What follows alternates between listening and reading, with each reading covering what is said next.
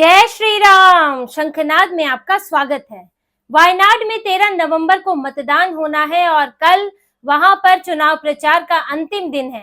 लेकिन इस अंतिम दिन भी प्रियंका गांधी की सांसें रुकी हुई है और उन्हें अपनी जीत का यकीन नहीं है, क्योंकि प्रियंका गांधी वायनाड में कई मुश्किलों में घिरी हुई है और वहां पर ऐसे मुद्दे उठाए जा रहे हैं जिनकी कांग्रेस के पास कोई काट ही नहीं है। प्रियंका गांधी को इस बार वायनाड में सीपीआईएम कड़ी टक्कर दे रही है और कोई कसर छोड़ने को तैयार नहीं है। इसीलिए मुख्यमंत्री पिनाराई विजयन खुद जो है मैदान में उतरे हुए हैं और एक खास रणनीति के तहत वहां पर गैर मुस्लिमों को कांग्रेस के खिलाफ एकजुट किया जा रहा है। कांग्रेस इस बार वायनाड में ज्यादातर मुस्लिम वोटों पर निर्भर है। आईयूएमएल जो मुस्लिम लीग है उसके साथ मिलकर वहां पर मुसलमानों को एक तरफा सपोर्ट पाने की कोशिश में लगी है और इसी की काट निकालते हुए सीपीआईएम ने अब गैर मुस्लिमों को एकजुट करना शुरू कर दिया है और इसीलिए पिनाराई विजयन ने अपनी पहली ही रैली में जमाते इस्लामी का मुद्दा उठाया है। जमाते इस्लामी जो कि एक कट्टर इस्लामिक संगठन है और उसने केरल में वायनाड में कांग्रेस का समर्थन कर दिया है। पिनाराई विजयन ने यही बताया कि जमाते इस्लामी की जो वहां पर एक राजनीतिक इकाई है वेलफेयर पार्टी ऑफ इंडिया, उसने एक हफ्ते पहले कांग्रेस को, उसके जो गठबंधन है यूडीएफ को समर्थन देने की बात कर दी कि वायनाड में पूरी तरह वो कांग्रेस के लिए ही प्रचार करेगा। और जमाते इस्लामी ये नाम आपके लिए नया नहीं होगा, क्योंकि ये वही संगठन है जो कि पाकिस्तान में एक्टिव है, जिसने बांग्लादेश में तख्ता पलट में अहम भूमिका निभाई और जो कश्मीर में आतंकवादी संगठन के तौर पर बैन है। लेकिन भारत के अलग अलग हिस्सों में अलग अलग नामों के साथ ये संगठन एक्टिव है और इसका एकमात्र उद्देश्य है इस्लामिक शासन की स्थापना, शरिया लागू कराना, दूसरे धर्मों को समाप्त करके इस्लाम की स्थापना करना। इसी एकमात्र उद्देश्य के साथ ये संगठन चलता है और पिनाराई विजयन ने यही बताने की कोशिश की वहां पर लोगों को कि ऐसे कट्टर संगठन का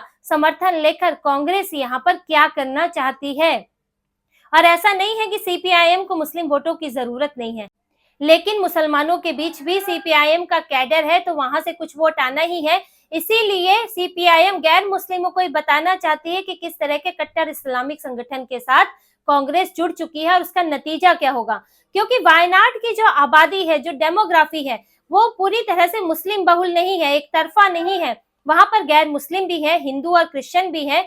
वहां पर मुसलमानों की आबादी 41.3% है, हिंदुओं की आबादी 45% है और जो ईसाई है वो 13.7% है।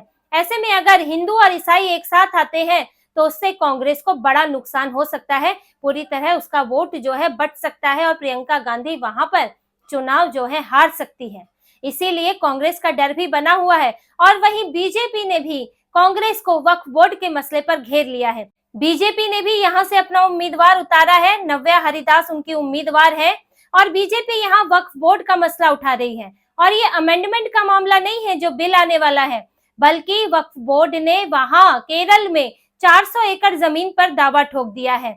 ये जमीन कोच्चि के पास मुनाम्बम में है, जिसमें करीब 600 परिवार रहते हैं, जिनमें अधिकतर ईसाई परिवार है। और इस जमीन को वक्फ बोर्ड ने अपनी जमीन करार दे दिया है और अब ये विवाद उठ रहा है। वहां के लोग जो है वहां पर विरोध प्रदर्शन भी कर रहे हैं कि उन्होंने ये जमीन कई साल पहले खरीदी थी और इसके कागज भी हैं, लेकिन वक्फ बोर्ड इसे अपनी बता रहा है। अब इस मामले का जिक्र जो है बीजेपी नेता सुरेश गोपी ने वायनाड में किया और बताने की कोशिश की कि किस तरह से वक्फ बोर्ड जो है केरल में ईसाइयों की, हिंदुओं की जमीन हड़प रहा है।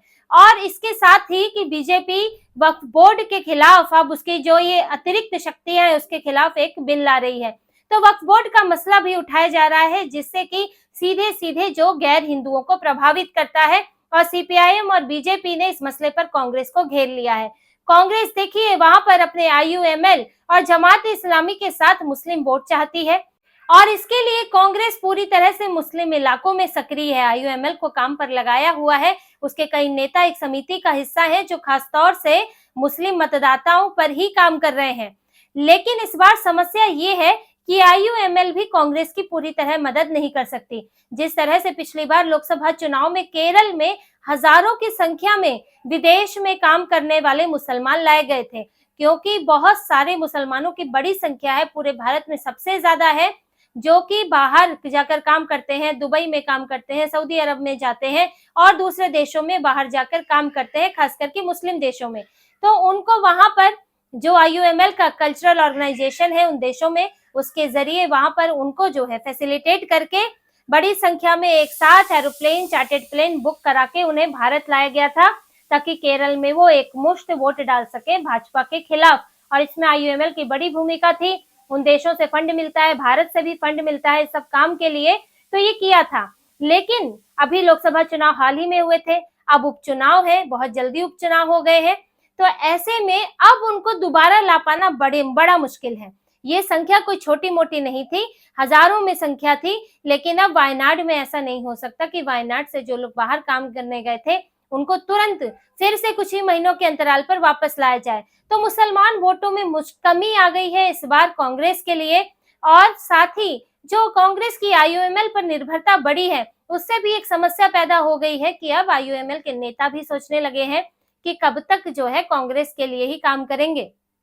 आप पूरी तरह मुस्लिम वोट कांग्रेस को दिलाते जाते हैं तो आपके अपने संगठन का क्या होता है। इस तरह की भी चर्चा है कि अगर मुसलमानों का वोट आप कांग्रेस को दिला सकते हैं तो खुद भी ले सकते हैं, तो क्यों ना वहां पर IUML का ही कैंडिडेट होता, वहां पर प्रियंका गांधी क्यों होती, इस तरह की चर्चा भी है। और पूरी तरह से IUML का भी सपोर्ट 100% मिल जाए, इसकी भी संभावना कम है। इन सब चुनौतियों से कांग्रेस इस वक्त वहां पर जूझ रही है, और मुस्लिम और गैर मुस्लिम की उसका टकराव तो अलग ही वहां पर चल रहा है। इसके अलावा जो कांग्रेस पर पूरी तरह से नकेल कसने की तैयारी है केरल में, केरल सरकार की, क्योंकि देखिए CPIM सत्ता में तो है, केरल पुलिस उसके पास है। अब हाल ही में एक दिन पहले ही कांग्रेस के एक फूड पैकेट की किट पकड़ी गई है। कांग्रेस नेता की एक फैक्ट्री में, एक मिल में जो है एक फूड पैकेट, कई सारे फूड पैकेट पकड़े गए हैं, जिसके अंदर कुछ अनाज था, मसाले थे, इस तरह का सामान था।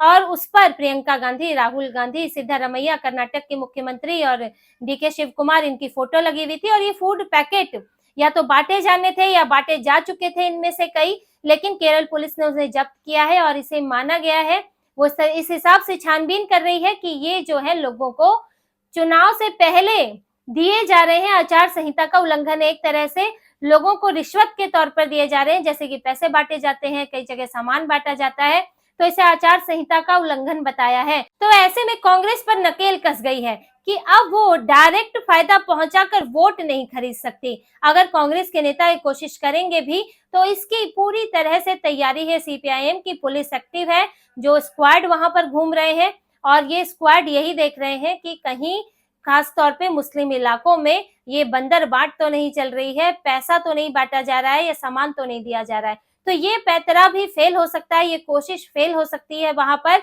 और कांग्रेस के खिलाफ, प्रियंका वाड्रा के खिलाफ साफ तौर पर वहां पर बाहरी होने का मसला उठाया जा रहा है, सेलिब्रिटी कैंडिडेट का मसला उठाया जा रहा है कि ये तो गांधी परिवार के लोग हैं, आते हैं, चुनाव जीतते हैं, जब मन हुआ छोड़कर चले जाते हैं और दिल्ली में बैठे रहते हैं। जो वहां पर CPIM के उम्मीदवार हैं, सत्यम मोकेरी, CPIM ने खास तौर पर इस बार सत्यम मोकेरी को उतारा है। इसकी वजह है क्योंकि वो वहां के स्थानीय उम्मीदवार है, स्थानीय नेता है, 40 साल से वहां की राजनीति कर रहे हैं।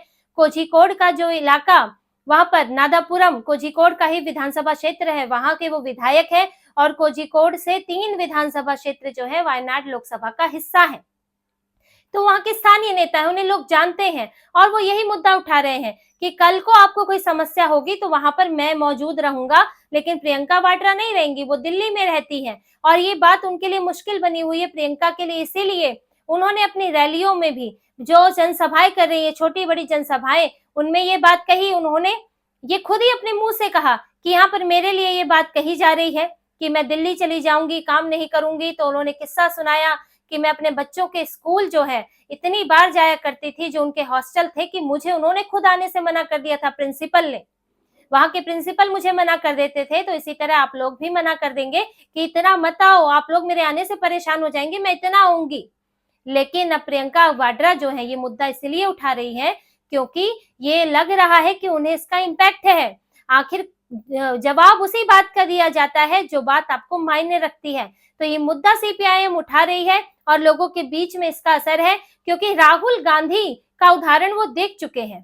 पहले भी राहुल गांधी यहाँ पर अपना प्रतिनिधि छोड़कर जाते थे, फिर उन्होंने वायनाड को छोड़कर अमेठी को चुना, बीच में ही 2 साल में फिर उपचुनाव करा दिया। अब प्रियंका वाड्रा को कल को ऐसा लगेगा कोई जरूरत पड़ेगी वो भी यहाँ से भाग जाएंगी, तो फिर वायनाड के लोग जो है कितनी बार जो है चुनाव झेलते रहेंगे, कितनी बार वोट देते रहेंगे।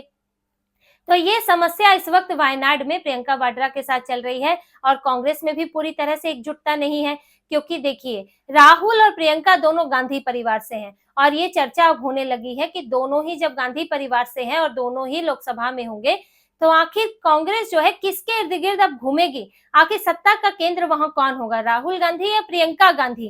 क्योंकि प्रियंका गांधी भी अब धीरे धीरे उभरेंगी, वो भी लोकसभा में बोलेंगी, वो भी अब सांसद के तौर पर सामने आएंगी। तो कांग्रेस भी पूरी तरह से तय नहीं कर पा रही है कि प्रियंका गांधी को वाकई अब उसी तरह से नेतृत्व के तौर पर उभारना चाहिए या नहीं।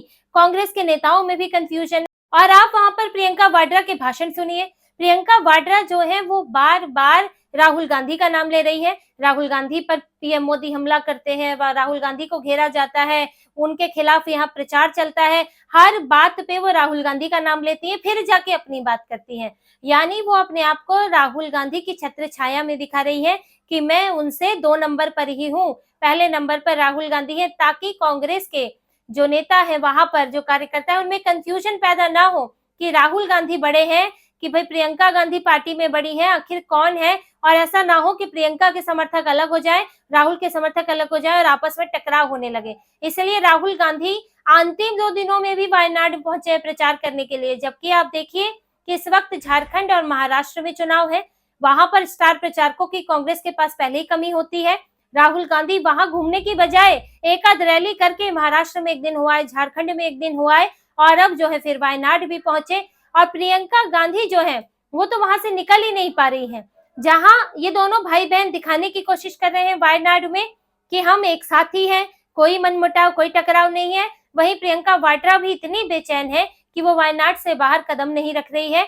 एक रैली उन्होंने महाराष्ट्र में नहीं की, एक रैली उन्होंने झारखंड में नहीं की, जबकि वो स्टार प्रचारक हैं। वो जब वायनाड में खत्म होगा तब वो वहां से निकल के झारखंड या महाराष्ट्र आ पाएंगी। अभी तक देखिए एक उपचुनाव ही है, कोई ऐसा लोकसभा का चुनाव नहीं चल रहा है, बड़ा चुनाव। लोकसभा में तो राहुल गांधी 1-2 रैलियां कर आए थे वायनाड में, लेकिन प्रियंका वाड्रा जो है वहां जमकर बैठी हुई है क्योंकि उनको डर लग रहा है, इसलिए वो हाइपर लोकल स्थानीय स्तर की राजनीति कर रही है, छोटे छोटे मुद्दे उठा रही हैं, जगह जगह जाके बात कर रही हैं, क्योंकि प्रियंका वाड्रा डरी हुई है और इस चुनाव में कई चीजें उनके खिलाफ है, उनके पास पूरी तरह से वैसा सपोर्ट नहीं है। गैर मुस्लिम मुस्लिम की राजनीति अलग है, सीपीआईएम भी इस बार कोई कसर छोड़ने को तैयार नहीं है, सख्ती अलग की हुई है। तो प्रियंका वाड्रा के लिए ये चुनाव बड़ा मुश्किल है, जीतने पर उनके संशय बना हुआ है और प्रियंका वाड्रा अपनी नाक बचाने के लिए अब वायनाड से बाहर नहीं निकल पा रही है। तो इसी तरह की और खबरें और विश्लेषण आपके लिए लाते रहेंगे, हमसे जुड़े रहिए, सब्सक्राइब कीजिए, कमेंट कीजिए। बहुत बहुत धन्यवाद। जय श्री राम।